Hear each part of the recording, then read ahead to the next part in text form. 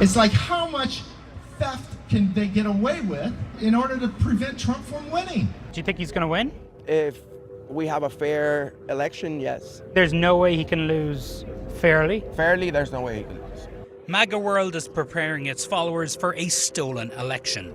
Is there anybody here in North Carolina ready to take this nation back by any means necessary? Say yeah, yeah, yeah. They're laying out step-by-step plans to overturn a potential Harris victory. Because they cheat. That's the only way we're going to lose, because they cheat.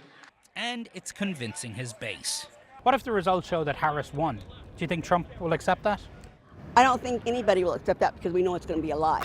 What's up, everybody? Major Retired Richard Ojeda here, and strap in, folks, because today we're talking about the Bannon and Trump Circus Act. Two washed-up reality TV hosts play into a crowd that still thinks Jerry Springer was the height of intellectual television. But instead of throwing chairs, they're hurling conspiracies. And instead of shocking revelations, it's the same worn-out BS they've been spewing for years. They're going to cheat. They cheat. That's all they want to do is cheat. And when you see this, it's the only way they're going to win. And we can't let that happen. And we can't let it happen again. We're going to have no country. Are they cheating, Michael? They're trying, but are they? They're not going to get away with it, right? If we win and when we win, we're going to prosecute people that cheat on this election. It's all going to depend on what they end up doing. I have a plan and strategy for every single component of it. And then January 6th is going to be pretty fun.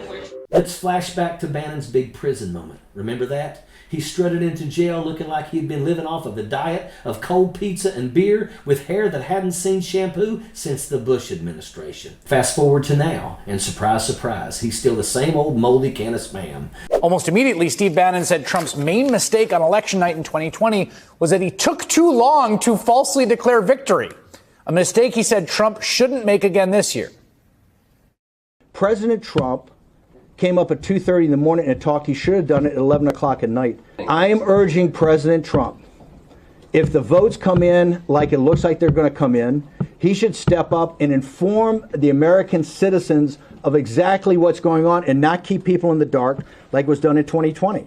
The man steps out of prison and immediately jumps back on stage like he's trying to reclaim the spotlight in a washed-up rock band. The conspiracies, stale as week-old bread. The delivery, just as greasy and insincere. He's talking rigged elections, stolen votes, and it's all recycled garbage from 2016 and 2020. The Democrats, more of our people vote early that count. Theirs voted mail. And so they're going to have a natural disadvantage, and Trump's going to take advantage of it. That's our strategy. He's going to declare himself a winner. So when you wake up Wednesday morning, it's going to be a firestorm. Also, if Trump is losing by 10 or 11 o'clock at night, it's going to be even crazier. No, because he's going to sit right there and say they stole it. Agree. I'm directing the Attorney General to shut down all ballot places in all 50 states. It's going to be no. He's not going out easy. Now let's talk about Trump, the king of cheap stunts. Here's the thing. The man can't handle losing, so he's setting up the red mirage trick, his ultimate get-out-of-jail-free card. This tactic is as old as time. Well, as old as a man-child who can't bear to admit he's losing. It's where Republicans take the lead early on election night, and as mail-in and urban votes start coming in, that lead vanishes in the so-called blue shift. But Trump wants you to think it's rigged, like he's been hit by some magical spell. He knows this. He's been planning it, and he wants to call it fraud. Remember 2020? He acted shocked, pretended the blue shift was some grand mystery, like aliens landing in the middle of Times Square. It was all theater, all lies, but his cult ate it up. And now he's ready to do it again. Hundreds of Republicans are casting doubt on the 2024 election, which is odd because I'm posting this video before the election has actually taken place. But Trump and his allies have been laying the groundwork for a stolen election for months, which is exactly what he did in 2016 when he eventually lost the popular vote. The president has believed that for a while based on studies and information he has. And then in 2020 when he lost the electoral vote too. Trump telegraphs his moves like a magician who spoils his own tricks. He's not a chess master, folks. He's a guy who can't help but shout his next move. Wright spells it out. Expect Trump to pull this again. And honestly, Trump's playbook is more predictable than a daytime soap opera. We know the script. Prematurely declare victory, scream fraud, and whine like a toddler whose balloon just got popped. And what does he tell his followers? Oh, get this. He says they'll prosecute people for cheating if they win. Cheating who exactly? The The millions of people voting legally? The poll workers putting in 12-hour shifts? This isn't a sore loser act. This is an authoritarian nonsense, plain and simple. Meanwhile, Bannon's out here like a washed-up football coach giving a halftime speech to a losing team. He's ranting about early voting, as if getting people to vote is some evil Democratic plot.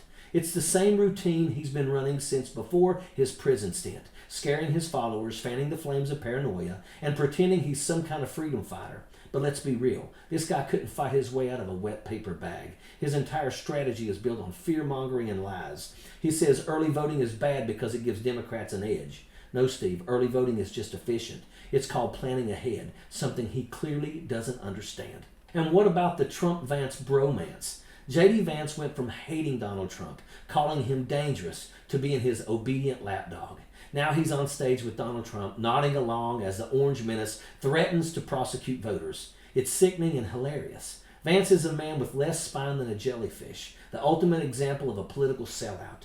Trump parades him around like a prize pony, and Vance just smiles and waves. This isn't a campaign, it's a reality show. It's a mafia boss and his newest recruit barking threats and promising to burn it all down if things don't go their way.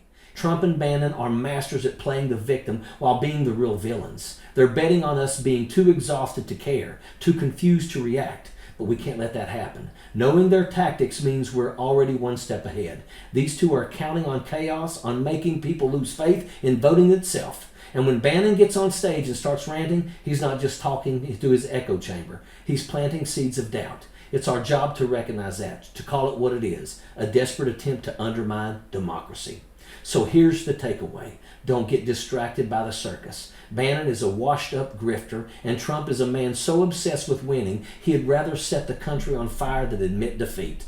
Their red mirage isn't magic, it's a scam. Their threats aren't strength, they're fear. Laugh at their absurdity, but don't lose focus on the real danger. Vote, organize, and call out the lies when you see them. We've seen this trash TV show before, but this time we have the power to change the channel. Let's do it. And remember, the only thing more ridiculous than their act is if we fall for it again. And that is an absolute fact. Sappers clear the way, airborne all the way.